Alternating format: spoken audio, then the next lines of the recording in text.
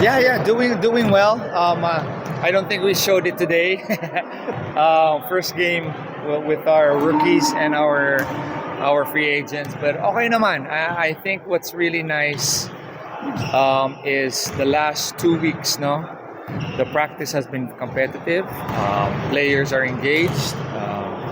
Guys are competing against each other. So now it's really just getting used to playing together, getting to know each other. I think yun yung malaking bagay sa amin is because of the new free agents with Jed and David Morel, and then the two rookies with Dalph and Jack. There's a need again to kind of get more familiar with one another, and that's what we're hoping to achieve from the practice games. So far, how's Dalph playing or practicing? Medyo nag-struggle siya today. Yeah. Overall, how is he now? Yeah, not too worried about Dalph. Yeah. I think naman we don't judge him by today's tune-up game. It's his first one. I'm sure may konting nerves, but at the same time, excited. So medyo, a little not himself. So not worried about that. This is what these games are for. No, this is why ginagawa natin to, is for them to get more familiar and then play more relaxed. So he'll be ready. He'll be ready mentally and more relaxed pag opening. Coach, yung draft kasi, siyempre, the expectation was Dios, number 1, then number 2, si Juan. Yeah. So, what was the process of picking that? Ano bang available pa siya? It was an easy decision o ano? I think, going into the draft, Dalph was high on our list. So, we had it figured out na more than likely, mauuna yung si Chu, tapos second si Juan. So, now the decision was between Dalph and Jason Brickman. So, we were choosing between those two. Sila yung top 2 namin. Sila actually yung top 4 namin. So, when he was available, just talking to the coaches, seeing the what we need in our team, we felt like Dalph was a little bit more of a better fit. That's why we went his way. But we know naman, regardless if it was Brickman or Panopio, I mean it's you're a win-win there. So it was really just a coach's decision to choose Dalph. Coach, you now have top three picks in the previous draft. Yeah. How excited are you na sila magsasama-sama? Yeah, I'm very excited. So, obviously wala si Cedric ngayon. He hurt his shoulder kasi nasa Davao kami. Okay. So, we're hoping that he could be available for the practice game. But we're trying next week. So, pinupush namin siya para makapaglaro siya next week. Excited about the 3 young players, but they are exactly that. 3 young players. We know naman how hard it is here in the PBA, so there's still going to be a learning curve.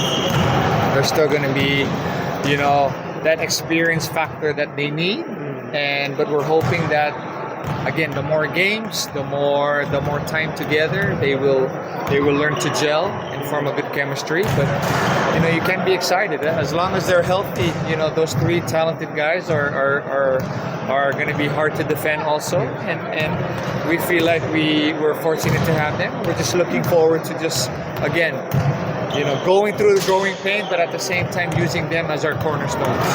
What's yung versatility ni Panopio and Cedric Fairfield? How do you see that one can bring the ball and Yeah, I mean, maski sino sa dalawa can do that, So that's the luxury of having a guy like Dalph. He can bring the ball down. Sanay siya to play the 1. And then he has the skills to be a 2. So we have options. We have opportunities to be creative. So, but seeing them together in tatlo na yan, exciting. Si Cedric naman will play in the opening game. Yes. I'm 99.9%. So, we need him to play. So I think he'll be ready. Coach, kumusta naman sila Jed, si Paul Samar and David Morel? Yeah. You picked them up from free agency. Yeah, those are 3 guys that we were happy in acquiring kasi Paul gives you that stability. No, stable si Paul eh. So with his experience, he's also that leader that we need, off the court. So acquiring Paul was very, we were lucky to have him. So what we saw with Jed and Morel David is they have that experience already. So they played with good teams, championship level teams.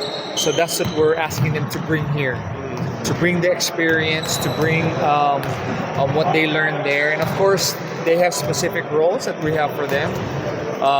So that's why we got them. So yeah, very excited for them.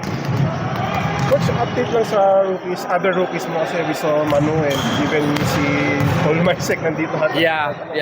Yung dalawa na yun are practicing with us, pero nothing official yet. Okay. I'm not sure we have the room to sign them, but we'll see to what extent. But because you said rookie, we're excited about yung dalawang small bigs namin. So Simon Sandagon, and then the other one is James Una.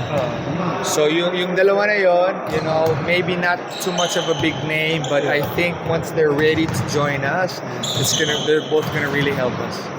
So yung may tender offer na sila and Yes, may tender offer. Lang, Commitment sa MPBL. Pag natapos na yun, then they'll join us. But they've reported na rin. They have, yeah. Pag may time sila, nag-ensayo sila sa amin. Coach, si Gantaril, is he now part of the coaching staff? We're working on it. Not official yet, but the last 3 weeks, John has been responsible for our bigs. So siya yung big men coach namin na kailangan namin. So, bringing him on board is really crucial for the development of our bigs. So that's why he's here, but not official as of today, but we're hoping soon baka maging official.